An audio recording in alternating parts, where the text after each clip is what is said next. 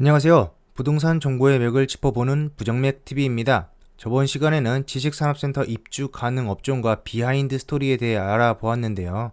이번 시간에는 지식산업센터의 세제 혜택에 대해 알려드리도록 하겠습니다. 지식산업센터는 세금 감면이 된다는 광고를 많이들 보셨을 텐데요. 과연 진짜인지 파헤쳐 보도록 하겠습니다.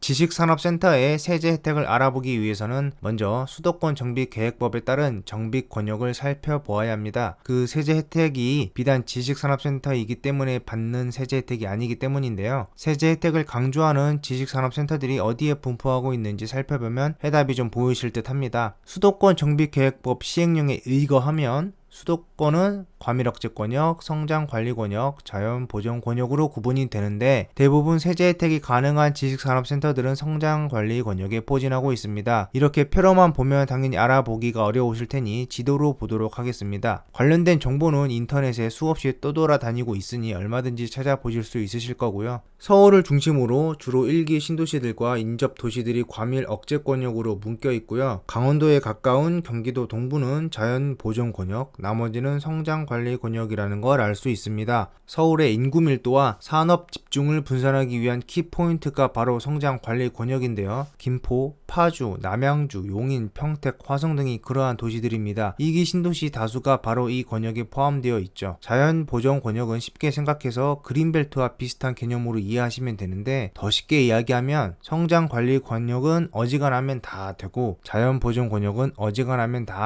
안 된다고 보시면 되겠습니다. 이 세 권역이 어떻게 다르냐를 살펴보면 제가 방금 드린 말씀을 더 쉽게 이해하실 수 있을 것 같은데요. 신도시 개발은 성장관리 권역에만 가능합니다. 그게 2기 신도시들이 성장관리 권역에 많이 있을 수밖에 없는 이유이기도 하고요. 산업단지 개발 역시 성장관리 권역에만 가능합니다. 애초에 서울에 집중된 산업 밀도를 분산시키기 위함이 목적이고 자연보전 권역은 환경 문제로 아직 개발 허가를 안 해주니 당연한 이야기죠. 대형 상업시설, 예를 들자면 스타필드, 롯데몰, 아울렛 이런 건데 이런 게 서울을 벗어나 외곽 지역에 있는 건 이미 다들 알고 계실 테고요. 서울을 비롯한 과밀억제 권역에도 가능하긴 한데 인구 집중이나 교통체증 등을 유발하기 때문에 세금을 받습니다. 밖에다 지으라니까 왜 굳이 여기다 지어? 이런 의미겠죠. 업무 시설도 마찬가지입니다. 이기 신도시에 자족시설 용지를 공급하면서까지 기업들을 분산시키려고 하는 마당에 또 굳이 이걸 서울에다 왜 지어? 여기다 지을 거면 돈 내. 이렇게 이해하시면 되겠습니다. 4년제 대학도 비슷합니다. 대부분 4년제 대학들은 종합대학인데 수험생과 학부모에게 인서울의 의미는 남다르잖아요. 서울에만 좋은 학교들이 몰려있으면 인구 과밀 현상을 해결하기 어렵다고 본 건데요.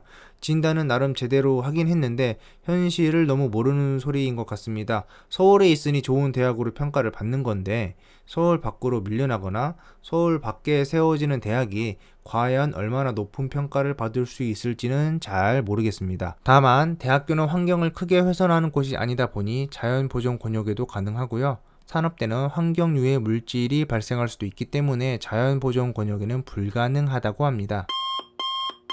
그럼 세 권역의 차이점에 대해 가볍게 알아보았으니 본격적으로 지식산업센터의 세제 혜택에 대해 알아보도록 하겠습니다. 당연히 입주 가능 업종이어야겠죠. 일단 최초 입주 기업에게는 취득세 4.6% 중에 50%를 감면해서 2.3%만 낼 수 있도록 혜택을 주고 있고요. 수도권 과밀억제 권역에서 성장관리 권역으로 이전하는 기업은 취득세가 100% 면제입니다. 재산세의 경우에는 최초 입주 기업은 37.5% 감면, 그러니까 37.5%만 내는 게 아니고 37.5%를 깎아주는 거니까 62.5%를 내야 하는 겁니다.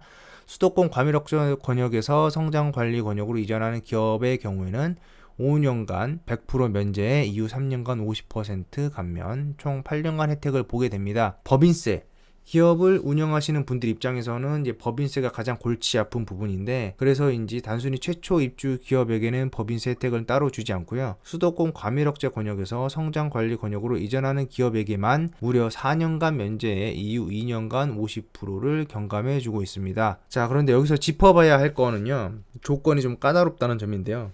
그러니까 일단 수도권 과밀억적 권역에서 이미 2년 이상 사업을 영위한 법인이어야 하고요. 심지어 본점과 제조 시설이 다 같이 이전을 해야 합니다. 그러니까 시간도 필요하고 규모도 좀 있어야겠죠. 그럼 최초 입주 기업의 의미는 뭘까요?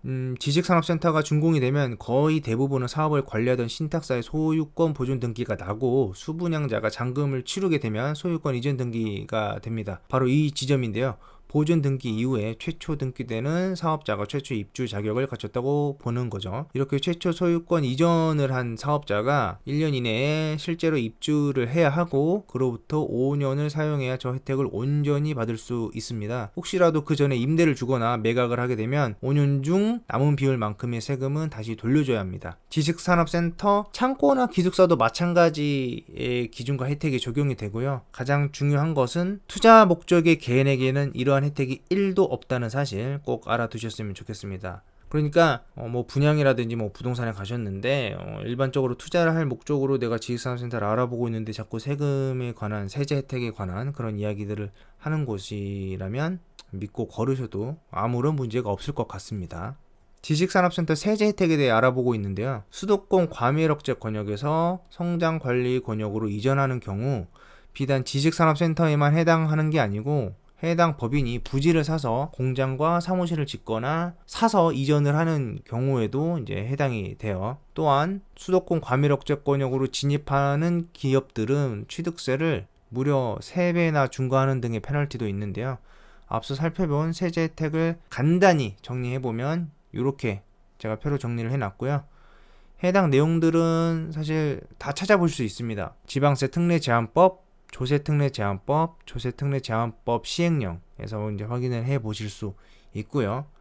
조건이 까다롭기는 하지만 세제 혜택을 받을 수 있는 자격은 입주하기 전에 반드시 체크해 보셔야 할 사항이고요. 또 정부나 여러 기관들에서 정책 자금을 지원을 하고 있으니 이것도 알아보시고 꼭 챙겨 가시면 좋겠습니다.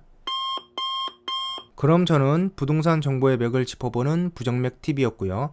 구독, 좋아요, 댓글, 그리고 많은 관심 부탁드립니다. 알림 설정까지는 안 바라고요. 그럼 다음에 만나요.